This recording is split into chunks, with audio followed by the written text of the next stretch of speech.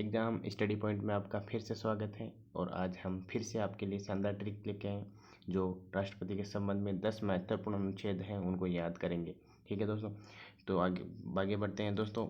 ये वीडियो 5 से 7 मिनट का होगा। इसको सिर्फ मैं जो बोल रहा हूँ उसको ध्यान से सुने, फिर बाद में आप देखना कि 5 सेकंड में आप कैसे 10 आर्टिकल जो दे रखे हैं, अनुच्छेद दे रखे हैं, उनको याद कर लेंगे। ठीक है दोस्तों, तो जो हमारी जो पहली ट्रिक है जो कि अनुच्छेद 52 के लिए है, तो 52 को जो कि याद करने का जो तरीका होगा कि 52 बताता है राष्ट्रपति पद के लिए।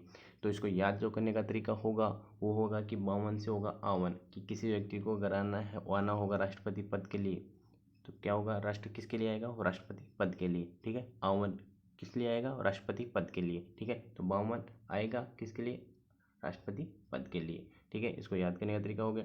अब 56 की बात करते हैं, तो 56 बताता है 5 साल तक जो कि राष्ट्रपति का कार्यकाल होता है। ठीक है, तो इसको याद जो करने का तरीका होगा वो होगा कि 56 से छाप। ठीक है, तो जब भी राष्ट्रपति बनता है तो कितने साल का छाप छोड़ता है वो, 5 साल का। ठीक है, तो छाप हो गया 5 साल।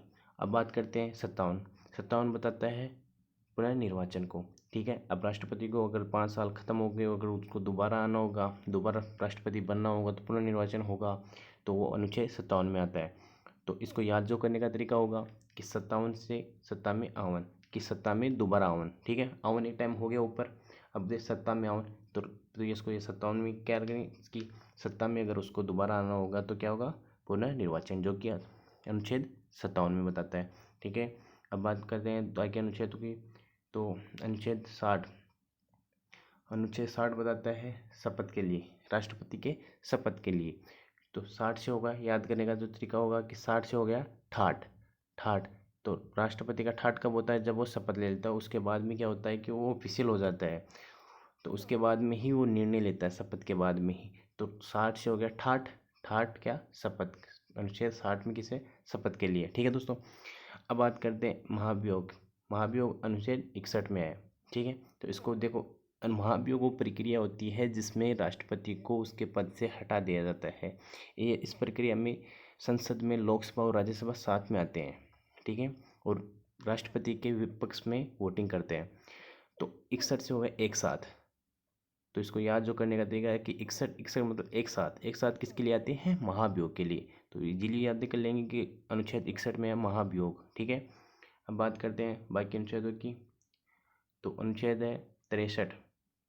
अनुच्छेद 63 बताता है उपराष्ट्रपति के पद को, जो कि याद करने का जो तरीका होगा कि 63 से हो गया 63।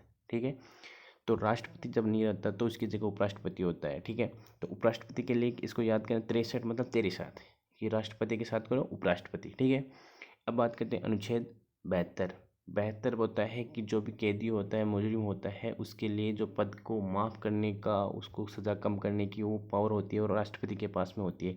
जो किस अनुच्छेद में, वो 72 अनुच्छेद में है। तो 72 से हो जाएगा बेहतर, कि कैदी कब बेहतर महसूस करेगा, जब उसको माफ़ कर देंगे या उसकी सज़ा कम कर देंगे। तो इसको याद करने का तरीका हो गया बेहतर कब महसूस करेगा, जब। ठीक है, अब बात करते हैं 74, अनुच्छेद 74 की।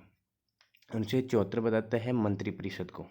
ठीक है, और तो इसको याद करने का जो तरीका होगा कि 74 से हो गया चारों तरफ, तो राष्ट्रपति के चारों तरफ कौन होता है, मंत्रिपरिषद होता है, जो उसको निर्णय देते हैं, उनको सलाह देते हैं। ठीक है, तो 74 अनुच्छेद 74 किसके बताते हैं, मंत्रिपरिषद को। ठीक है दोस्तों, मैं जो बोल रहा हूँ उसको ध्यान से सुने।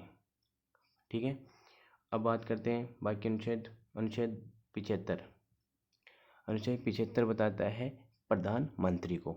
ठीक है, कि प्रधानमंत्री भी होता है, उसको कौन बताता है, अनुच्छेद 75। तो इसको याद करने का जो तरीका होगा 75 को 573। ठीक है, तो 75 कौन है, प्रधानमंत्री, राष्ट्रपति के पीछे कौन है, प्रधानमंत्री। तो याद हो गया 75 कौन से अनुच्छेद बताता है, प्रधानमंत्री के बारे में। ठीक है, तो देखो 63 बताया था, 63 मतलब उपराष्ट्रपति के पद को, 75 मतलब 573 मतलब प्रधानमंत्री को। ठीक है, अब बात करते हैं 76 को याद करने का तरीका हो गया, 76 बताता है महान्यायवादी को। तो याद करने का तरीका हो गया 76 मतलब छतरी के नीचे। तो न्याय के लिए क्या होता है कि जो छतरी रक्षा करती है, बरसात से बिगड़ने से बचाती है, उसी प्रकार जैसे न्याय के लिए कौन, महान्यायवादी होता है। तो याद करने का जो तरीका होगा 76 छतरी के नीचे क्या है, न्याय। ठीक है, तो इसको याद कर जो करने का, क्षेत्र किसको बताता है, महान्यायवादी को। ठीक है दोस्तों, अगर वीडियो आपको अच्छा लगा हो तो उसको लाइक करें, ज़्यादा से ज़्यादा शेयर करें, सब्सक्राइब करें। Thank you for watching.